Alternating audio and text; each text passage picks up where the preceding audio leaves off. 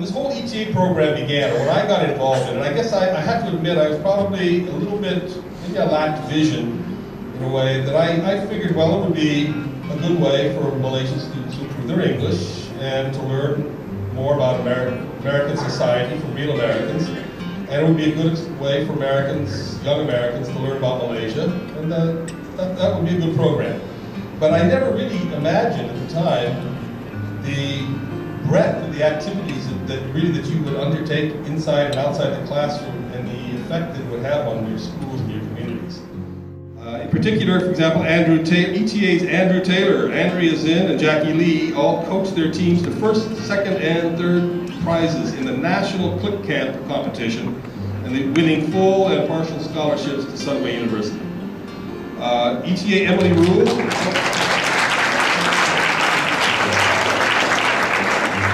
ETA Emily Rule in Sarawak brought her students from Kuching to KL for the Eco Film Festival, where they took first prize, beating out college and university students from around Malaysia, and winning 5,000 ringgit. Now this is just a short list, and the list can go on and on. There's so many stories and accomplishments that I could list.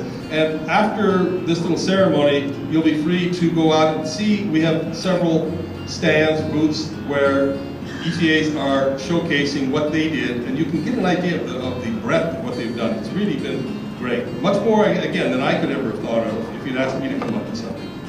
In 30 to 40 years, most of the Malaysian students will still remember their ETAs and with fondness. I don't know, Miss Sarah, Mr. David, or Miss Mary did this or that. They will remember it. They will remember a lot of little details.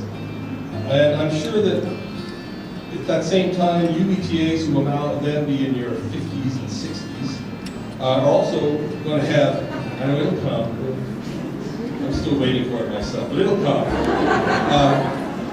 And you also, though, you are going to remember back. I can guarantee you will think back, you will remember certain students' names, things that they did, faces, etc., when you're in your 50s and 60s, because these things are not forgotten. And these ties that span decades are really the true ties that are formed between our two countries, and again at the heart of the Fulbright program, which is to create mutual understanding and empathy. Finally, I want to thank our Malaysian hosts, the Ministry of Education, the JPNs, the PPDs, the schools, school principals, mentors, teachers, and all, for their support and cooperation. Because without them, we couldn't do this program, would not be possible. I really appreciate their constant efforts. And I also have to thank my MACEE coordinating team. I sure can't do all this.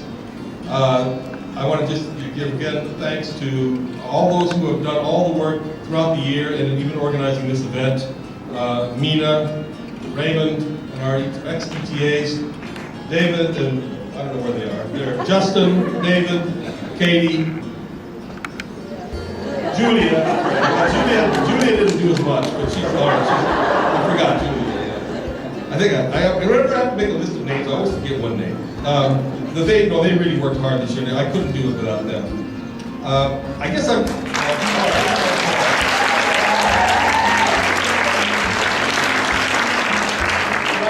reminded of an aphorism that I saw written on the wall of a secondary school in Johor that I visited years ago that said, "There's only one word for success: try harder." And I take that to heart. I really do. And I know that you have all tried very harder. And I also intend to try very harder in the future. But this program, I just want to say, is not just a program I manage or we manage. It's really, I do manage programs and I want to see them work. But this ETA program is one that I really believe in.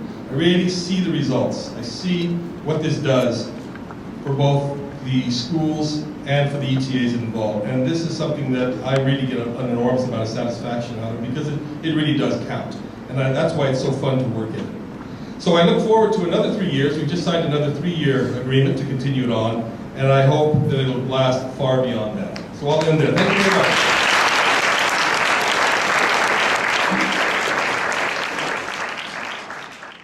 Kawara jikalau ku suka, jikalau ku duka.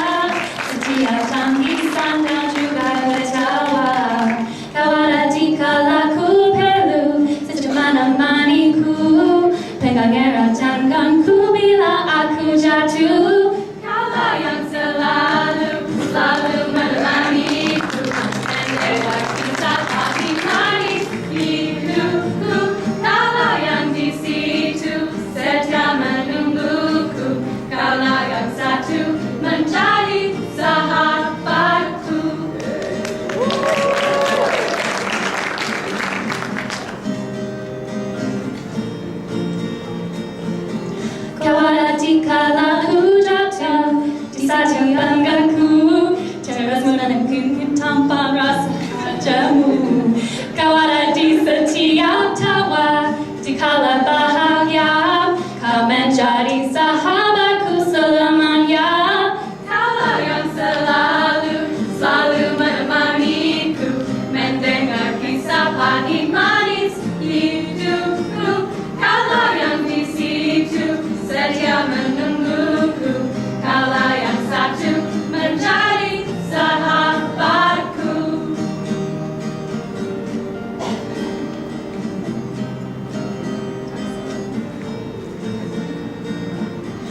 Ku tahu ku kan selalu ada pada dirimu, dan ku harap kau juga rasa begitu.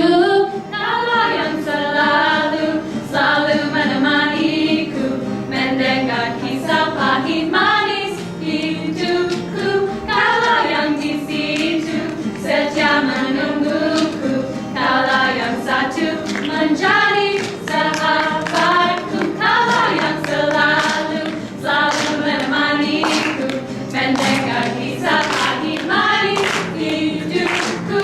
Kaulah yang di situ setia menungguku, kaulah yang satu menjadi sahabatku.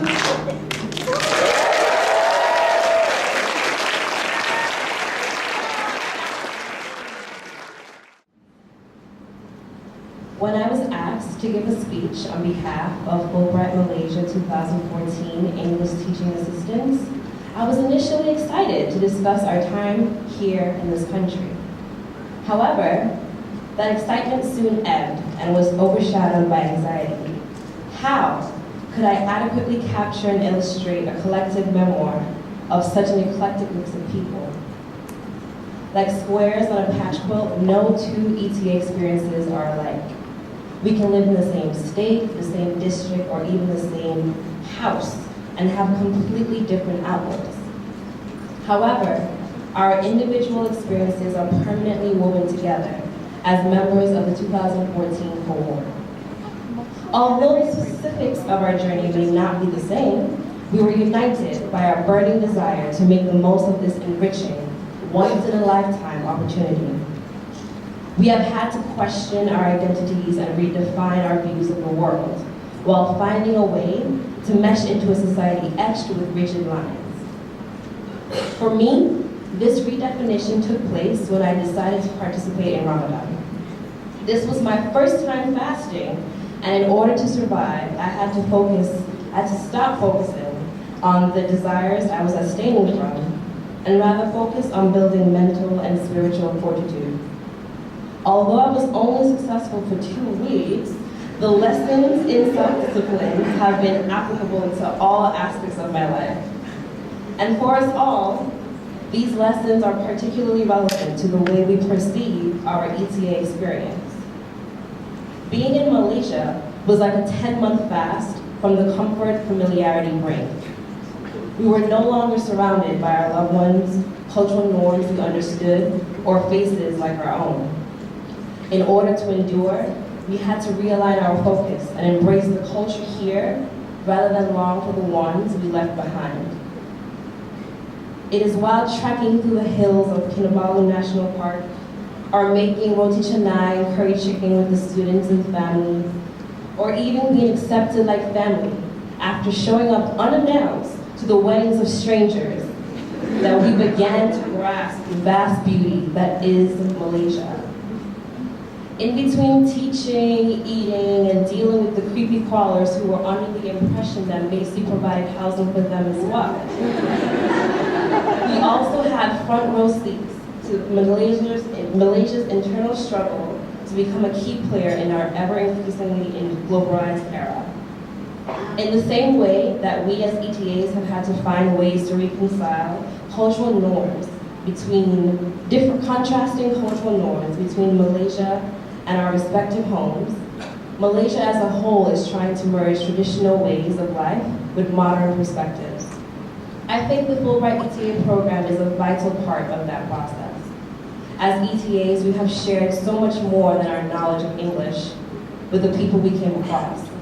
We brought vivacity, tenacity, and new perspectives to our community classrooms and communities. The banana song and boom chicka boom are now permanent addition to my school's energizer repertoire. And in turn, our students and fellow community members share their time and hearts.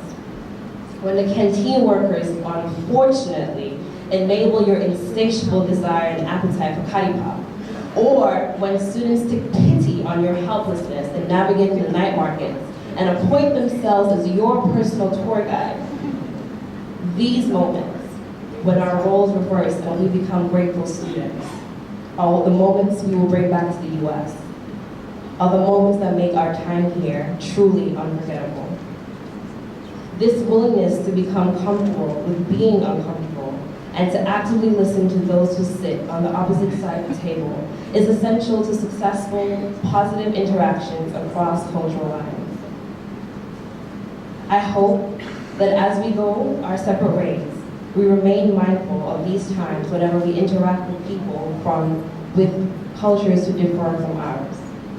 As we share our experiences with loved ones, colleagues, and even strangers, we will represent Malaysia for the fascinating country it is. A country filled with many voices, all of which are important and worthy of being heard. Thank you, Fulbright Malaysia, for giving us the opportunity to listen.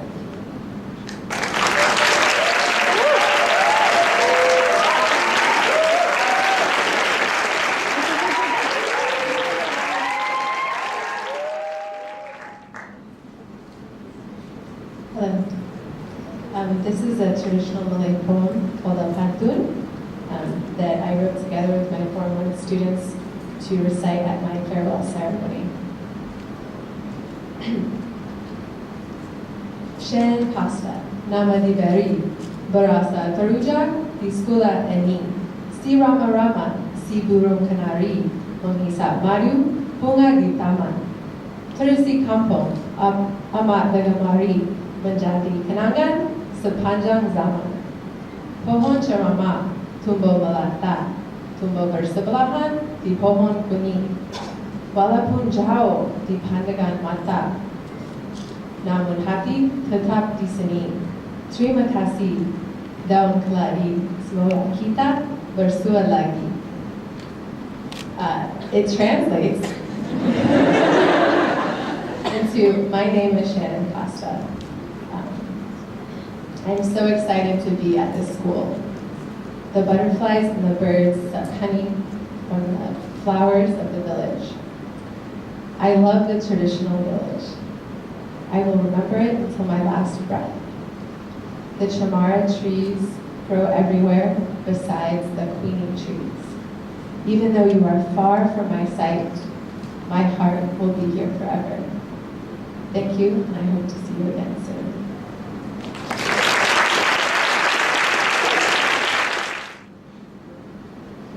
So towards the beginning of the year, I had an English camp called the Top Chef English Camp. And I don't know if any of you watch Top Chef, but it's a cooking competition series.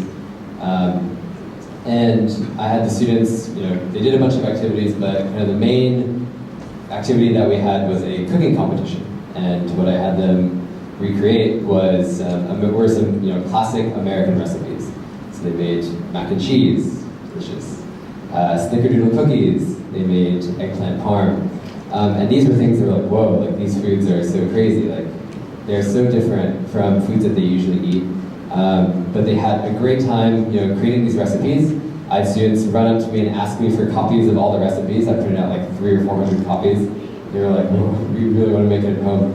And they shared that with their families. And their families, I had a few students after the camp who would come up and tell me like, oh, sir, we made this recipe last night. It was really, really good. My mom really liked it. I was like, oh, cool.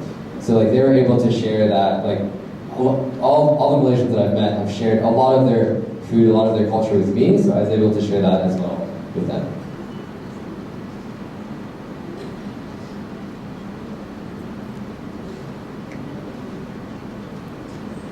I think kind of talking about what Shersil had mentioned in her speech is that we've had so many great experiences with Malaysians in general about being invited to weddings or crashing weddings and getting to experience culture in general. And so I've been really grateful for being able to show up with randomly somewhere and then just being given food left and right. And so that's something that I really appreciate and value is how willing the people I've interacted with are to teach me different things and how to eat properly or do things differently than I would at home. So it's been really great and humbling experience. I'd also add that holidays were a huge opportunity for most of us, I think, to interact with different families. I was able to celebrate Chinese New Year at the beginning, then Hari Raya, and also Deepavali. And it was great to try the different foods and just be welcomed into everyone's home. I was just going to say, I think a lot of the cultural exchange has to do with our mentors. Relationships with our mentors are the core of this exchange.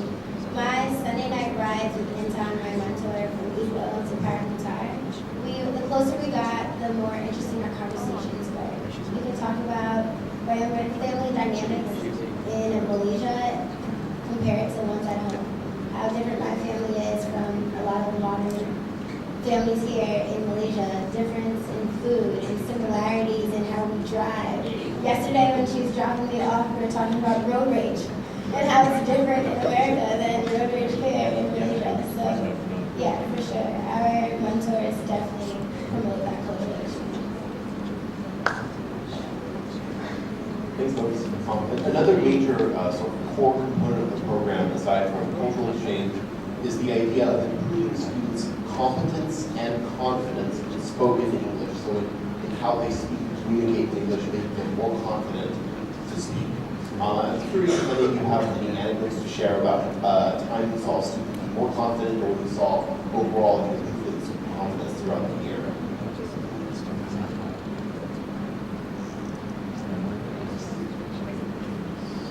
Going into this year, I had a motto that I stuck with for the entire year, and it was very simple. I have confidence, I'm brave. Saya ada keyakinan, saya berani.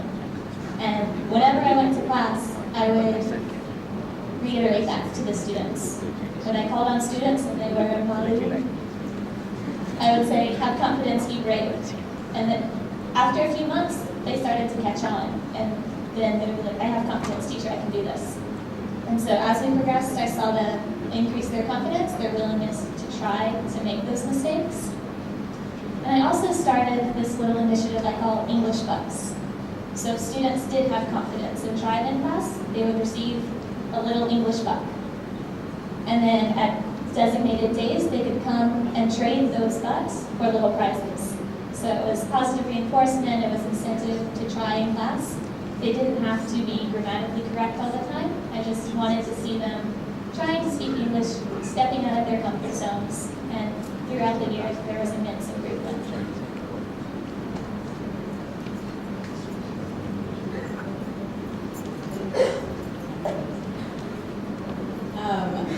Being in primary school, my kids were very confident, very overconfident sometimes. And sort of it was one of those things that I went into it thinking and hearing that, you know, the confidence levels of your students will be low and all of that, and going into my school, it was very refreshing to see these young kids so confident, and so they might not be able to speak English, but they would all just run up and just talk to me in Malay, and I just nod my head, yes, yes, yes. But it's so great to keep that confidence level up and going, and for teachers to realize that at some age, you know, confidence does decrease, but when they're young and so fresh and so innocent, they have so much confidence. And it was something that this year I just saw the importance of teachers keeping that confidence level up and how we can play a role in that.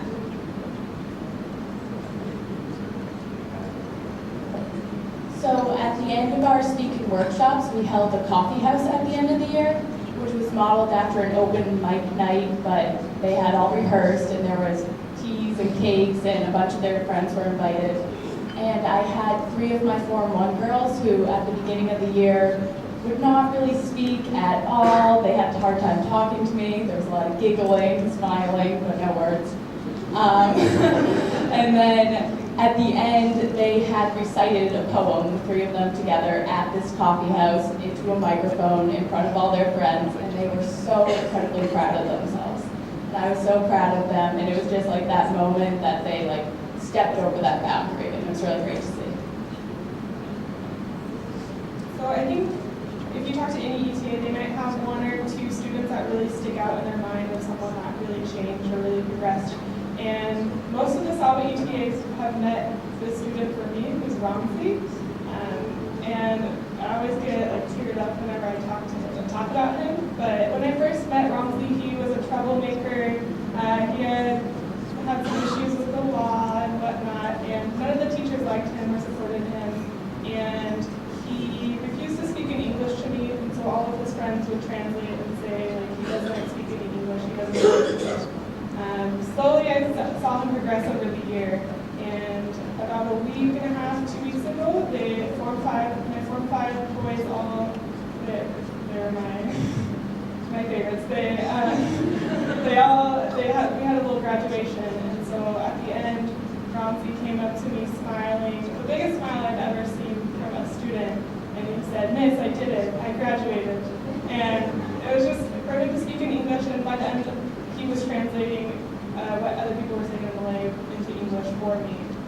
So he had progressed immensely by me giving confidence in him, he gave confidence in himself.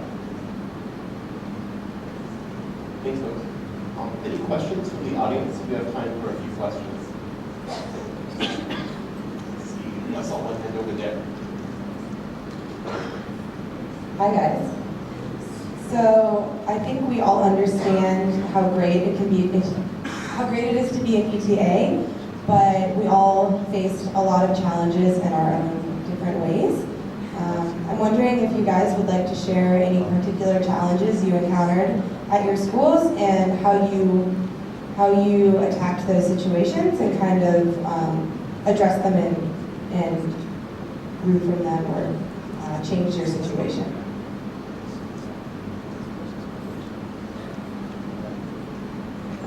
Yes, there are a few challenges that come along with being an ETA, and many of us know that. My first day is when I had my first challenge. My principal decided to tell me that my bracelets are a bad idea. And there's a lot of bad ideas on my wrist, so I was not sure what to say to him other than I will wear long sleeves, so please. And right, so I did not take off my bracelets, but what I did make an initiative to do is my first week, my lessons were introductory. So I explained to my students that each bracelet resembles a story of someone who's important in my life. And I didn't realize that was going to make such a huge difference until my English teachers in the classrooms realized what I was saying, and from there, they could trust me. They saw the bracelets not as stories, but as trust, like an honor. The fact that I carry these people and stories with me. I did have to wear long sleeves all year, but my principal did not force me to cut off all my stories. I think my biggest challenge was going into the classroom and no one speaking English. And how in the world am I going to do this? I don't speak Malay, they don't speak English. How is this communication going to happen? And one of the ways that I soon found out that that could be combated was through songs and learning songs, and how I remembered when I took French when I was in primary and secondary, and that was a big way of how I learned the little French that I do know, was through song and through interacting in that way. And that was very helpful in the classroom, to be able to teach songs and to see them retain it and remember it, and even remember songs that they learned from previous ETAs. Yeah.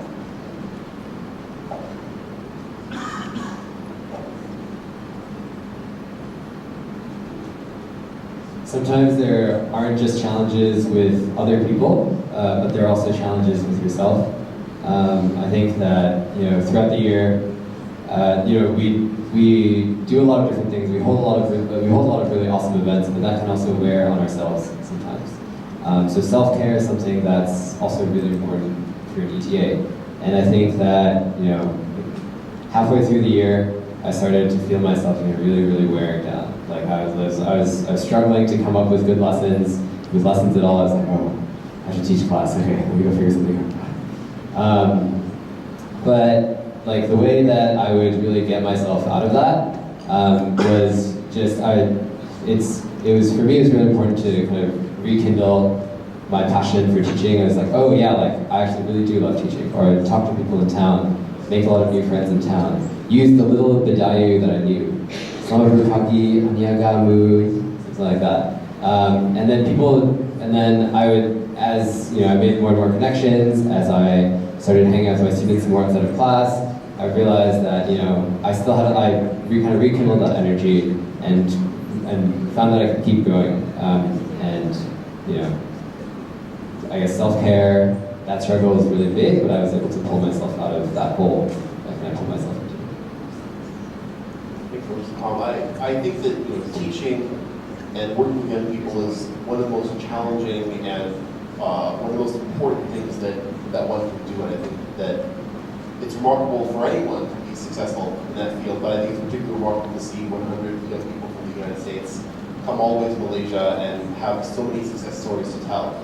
I think Alex would be greatly commended for that. So, there's a round of applause.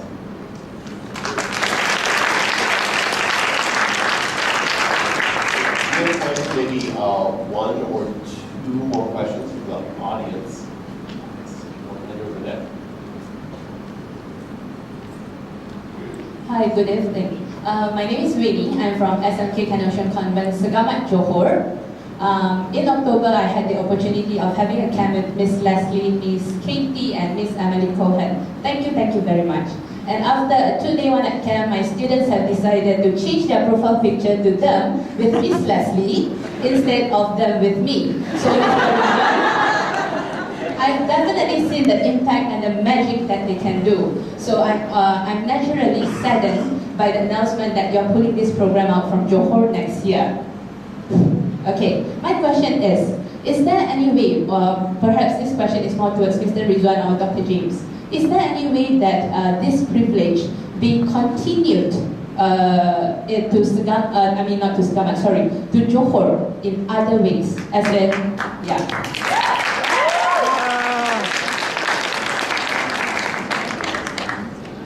I'm afraid I don't think anything that can handle this. I'm afraid.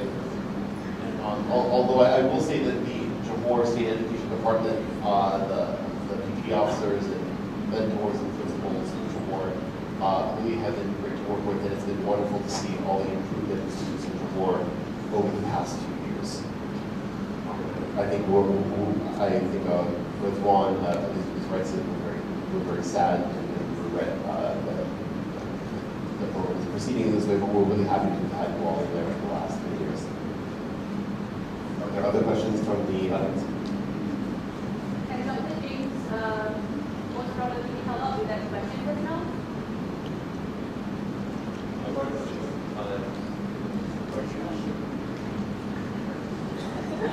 Sorry, I didn't do the question. So you're putting out a program from Johor, right? Yes. So is there any way that this privilege be extended to the Johor students there? Well, I don't know. I mean, unfortunately, through the Fulbright ETA program, that will not be possible next year. There are other possibilities. I think we have been working well with the USMC, because USMC also have other programs. Actually, was like the toughest questions that I have today. I do not have to answer your questions now, but when I spoke to your director, again, they mentioned that Johor has done a tremendous job. It has improved a lot in terms of the students' proficiency. That's why when we choose a state, it's based on the students' performance. So that's why. But looking at the possibilities, I can say that they can be other possibilities, like, when we are working so closely with the US Embassy, US Embassy has programs like, bringing speakers in, that kind of thing. That's one of the alternatives that we can do. Of course, as I mentioned just now, I wish that I can send ETAs to all the states, but I'm sorry to say that they are. My hands are tied sometimes. I will. Maybe one more question from the audience. Right, I see it over there. Oh. Hi, my name is Nuruddin from SMK Sungai Manggis. I'm about to finish my first year of teaching there. So I heard just now about some methods you guys used in the classroom to improve your students' English, songs being one of them. My question is, outside of the classroom, outside of all of these English camps that you guys do for your students, on a more personal level, what would you recommend we do to improve our students' English communication, like in a more like spoken interaction? Just wondering about that. I think one of the first things you can do is get to know your students on a personal level. Make sure they know that you're interested in them as an individual, and not just as one of the 30 faces in your classroom. I think if you show that interest and then follow through, ask them what they're interested in, and then maybe if they're interested in music, then do a music lesson after school. Bring in some instruments. Show them that you're really invested in their lives, and have these interactions in English. Don't let them revert to their mother tongue. And by doing that, you really develop that relationship, their comfortability with you, and then you're able to progress from there.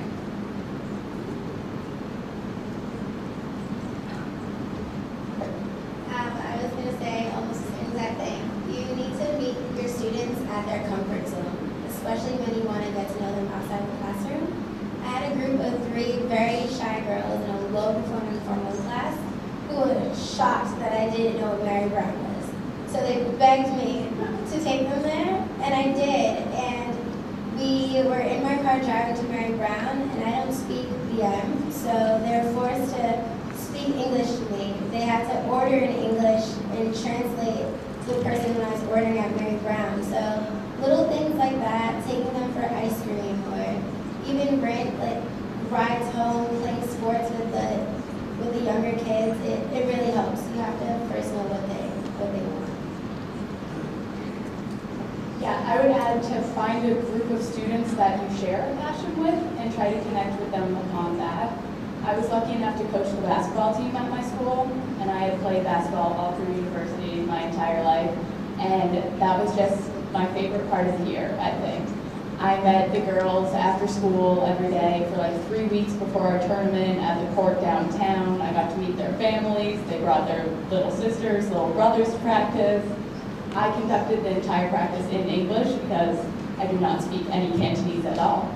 But by the end of it, we were running plays, we were doing drills, they were really listening, and because we had that shared passion, they were a lot more comfortable in the classroom with me later. So just find something you're passionate about and they're passionate about, and it's an easy way to connect. Thanks everyone. Unfortunately, we're out of time.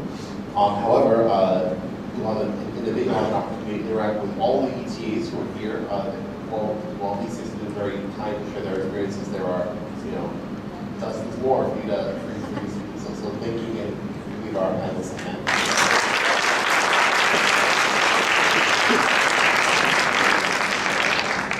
All right, thank you, David. Thank you, all the participants. So this is the end of the speeches section of our program. I encourage you now, there's tea and refreshments going to be served outside. A lot of ETAs have brought some of their student work and created posters just detailing what they've done this year. There's everything ranging from art projects to sports and theater, long range. So this is your opportunity to kind of chit-chat, talk with the ETAs in a more loose fashion. And the hall will close at 5 o'clock. This will ask you to have a copy. For those Malaysians interested in getting a Fulbright grant or studying in the US, there's a booth right by the door on Fulbright programs for Malaysians and Education USA to study in America. So thank you for coming.